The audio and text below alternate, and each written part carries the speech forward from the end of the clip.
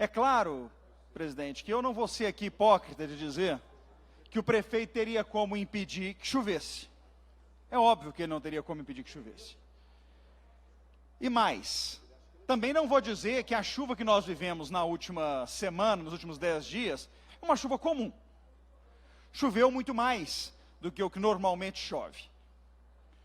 O que eu não entendo, presidente, é o prefeito ter ido à televisão para pedir desculpas pelo que aconteceu. Eu vou pedir para pararem na primeira tela, e na hora que for para passar eu aviso. O que eu não posso admitir, presidente, é o prefeito pedir desculpas pelo que aconteceu e depois dizer que ele não tem culpa nenhuma, porque não me parece minimamente possível que uma pessoa peça desculpa por alguma coisa e na mesma frase diga que ela não tem culpa de nada. Especialmente porque foi esse prefeito que foi em 2018 à televisão bater a mão no peito e dizer que a culpa da morte na Vilarinho, das mortes daquele ano na Vilarinho, era dele. Bom, se as culpas das mortes na Vilarinho eram do prefeito em 2018, eu quero saber por que as enchentes da Vilarinho desse ano não seriam culpa do prefeito. O que mudou no raciocínio do prefeito? Ou melhor, o que o prefeito fez para mudar na realidade, para que ele agora não seja mais culpado? Porque me parece que ele não fez absolutamente nada. Propôs um projeto lixo para essa Câmara Municipal, para resolver o problema da Vilarinho, que era tão ruim, e eu passei o ano passado inteiro dizendo que o projeto era ruim. Ouvindo aqui de vários vereadores que eu era populista, dizendo que o projeto era ruim. Para o prefeito, depois de nós darmos para ele a autorização para pegar os 300 milhões de reais, ter abandonado o projeto, porque ele disse na imprensa que o projeto era ruim. Ele queria só enganar os senhores e encher o bolso da prefeitura de dinheiro para gastar o dinheiro com o que quiser. Porque agora ele não está vinculado, porque não existia projeto vinculado. Os senhores podem recuperar todas as minhas falas dali. Eu dizendo que esse dinheiro não podia ser liberado sem projeto. Liberamos sem projeto. O projeto não será executado e o prefeito não fez nada pela Vilarinho. Nada. Eu não estou discutindo a chuva de 1000 anos. Nem estou discutindo a chuva da terça-feira. Estou discutindo as chuvas de todos os anos. Que há anos matam gente em Belo Horizonte e que esse prefeito não fez nada para resolver. Pode passar para o próximo slide.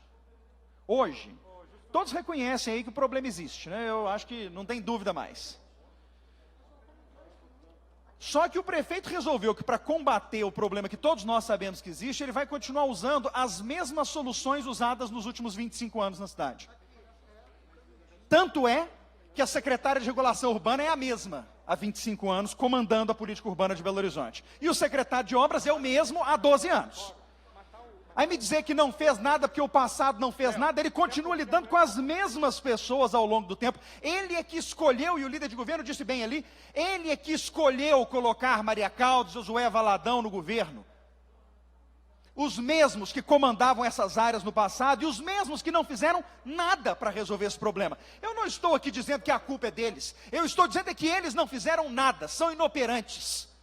E que não é possível mantê-los na prefeitura, às custas do povo de Belo Horizonte, para a gente passar esse tipo de vexame que nós passamos com perdas de vida e de patrimônio. Maria Caldas disse hoje à imprensa, para quem quiser ler, ainda não existem obras capazes de evitar as consequências da chuva que acontece em Belo Horizonte.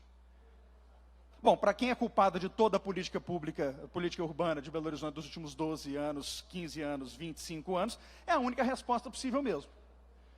Ela não acredita que haja nada a ser feito. O que eu não acredito é que essa pessoa possa continuar comandando a regulação urbana de Belo Horizonte. Uma pessoa que acredita que não há nenhuma obra, palavras da secretária hoje, não há nenhuma obra capaz de resolver o problema de Belo Horizonte. Então, peça demissão. Não dá conta do recado, pede para sair. É inaceitável o comportamento. E aí, e podemos passar para o terceiro slide, entramos na falácia do plano diretor. Eu quero desafiar aqui qualquer um dos senhores a apontar uma única manifestação de quem votou contra o plano, contra a drenagem estabelecida e contra a área de permeabilidade estabelecida no plano. Uma única manifestação contrária. Nenhum vereador se manifestou contra esses pontos do plano.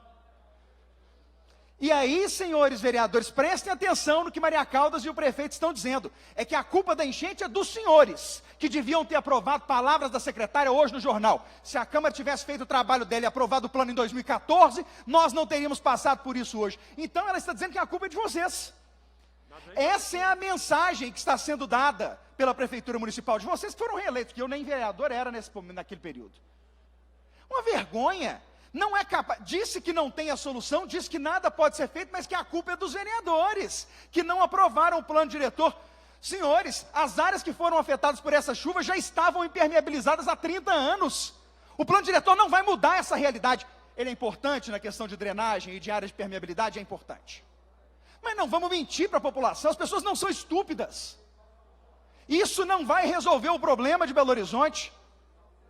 Agora, ir para a televisão para fazer populismo, para mentir para as pessoas, para tentar enganar e julgar a responsabilidade para cima dos outros, esse é o comportamento mais tacanha e mesquinho de um político. É diante do problema dizer, a culpa não é minha, e arranjar um culpado para apontar o dedo. O prefeito fez isso, disse que a culpa é do empresariado. Maria Caldas fez isso, disse que a culpa é da Câmara Municipal. Eu não quero pôr culpa em ninguém, mas eu gostaria de ações com mais responsabilidade. Podemos passar para o último quadro. O que a prefeitura vai fazer para resolver o problema de Belo Horizonte? Porque se os senhores estiverem transitando pelas áreas da Centro-Sul que foram atingidas, os senhores vão ver que o que a prefeitura está fazendo é reconstruir a mesma infraestrutura que foi destruída na semana passada pela chuva. A grande proposta, que o prefeito já disse vai custar mais de 50 milhões de reais, é refazer as galerias e o asfalto das áreas destruídas.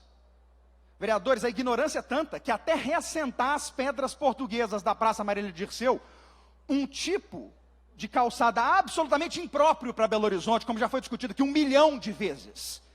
Pedra portuguesa não é piso apropriado para uma cidade com as características de Belo Horizonte. Até isso a prefeitura está fazendo. A prefeitura não está adotando nenhuma medida corretiva. E vão dizer que é porque não dá tempo. Sinceramente, é melhor deixar do jeito que está, enquanto em 30 dias se faz um estudo. Porque para fazer a mesma porcaria de serviço de novo, para ser destruída de novo pela próxima chuva, ou será que alguém aqui acha que essa foi a última vez que nós tivemos chuva de mais de 100 milímetros em 3 ou 4 horas em Belo Horizonte? É isso? Nós achamos isso. Que isso nunca mais vai acontecer. Então nós vamos reconstruir o mesmo asfalto com a mesma tecnologia. Nós vamos colocar as mesmas calçadas com a mesma vazão nas galerias. É isso. O prefeito vai colocar 50 milhões de reais nessas obras, pelo menos na Centro-Sul, ele já disse que é esse o valor, para que elas sejam destruídas de novo na próxima chuva. Se ele der sorte, a próxima chuva é no próximo mandato. Porque se a gente der azar, nesse mandato ainda vai ser varrido o que está sendo feito. Que absurdo, que absurdo, que absurdo. Jogar fora o dinheiro das pessoas desse jeito, as pessoas que pagaram o seu IPTU e que tiveram as suas casas destruídas, seus comércios invadidos de água, para que o prefeito faça campanha com isso. Quem está fazendo campanha em cima da desgraça dos outros é o prefeito municipal, que no dia do desastre, pôs coletinho e bota para pisar na lama, ao invés de resolver o problema da cidade, ficar esparramando caminhão na cidade, e trator para ficar passando água por cima dele, não resolve o problema não, gente. Tanto não resolve, que os caminhões estavam esparramados, as máquinas estavam esparramadas, e a água passou por cima da cidade 2 vezes. 2 vezes. E pior, na Tereza Cristina, nem isso ainda foi feito. Lá nem a reconstrução foi feita. A reconstrução está concentrada na Centro-Sul. O prefeito está agora aí, acabou de soltar uma nota dizendo que até o dia 15 ele vai resolver o problema do resto da cidade. Agora eu queria que ele me explicasse qual foi a ordem de prioridade que ele escolheu. Por que a prioridade não foi onde morreu gente, foi onde ele mora? Acho que essa é uma pergunta interessante para fazer.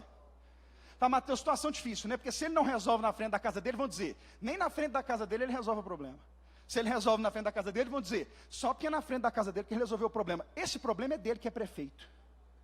O meu problema é saber qual é a ordem de prioridade. Por que não se começa nos 2 lugares ao mesmo tempo? Porque dinheiro para rasgar ele diz que tem. Foi ele quem anunciou que tinha R$1 bilhão para gastar em obras. Há 18 meses atrás, eu vou repetir, há 18 meses atrás o prefeito disse que tinha R$1 bilhão para gastar com obra. Por que não gastou? Por que não fez as obras? Não, mas aí a desculpa é a chuva de 1000 anos.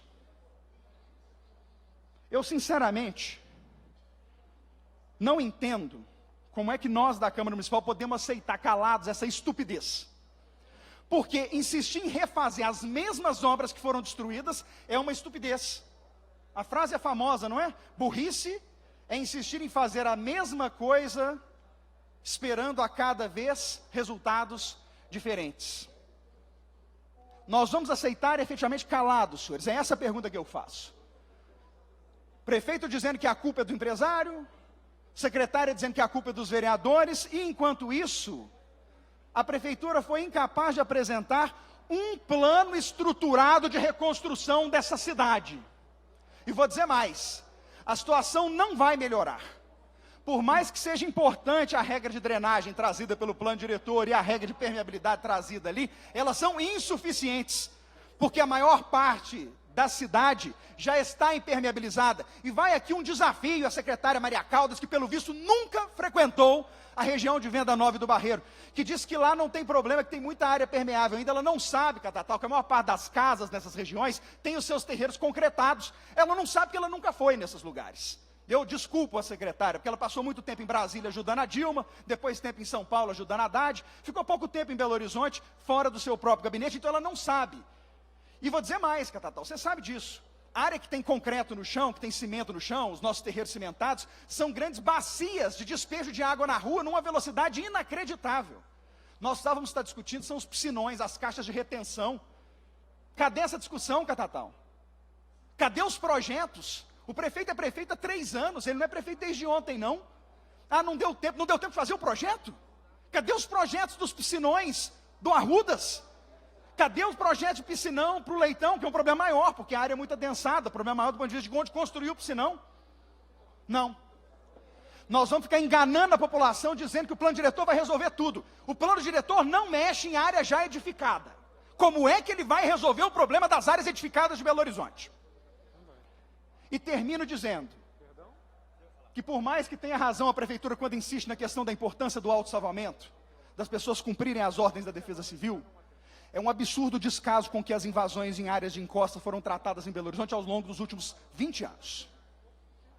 As áreas foram ocupadas, nós sabíamos que as pessoas poderiam morrer por conta dessas ocupações irregulares em áreas de encosta, e a prefeitura, por uma questão de populismo barato, ficou calada. E eu não estou falando especificamente de Calil, mas estou falando também do prefeito Calil. Enquanto nós admitirmos que a ocupação da cidade se dê da forma desordenada como se deu até aqui, nós estamos condenando a cidade a conviver com essas tragédias. Eu lamento muito que Belo Horizonte tenha de assistir mais uma vez o tipo de desastre que assistiu.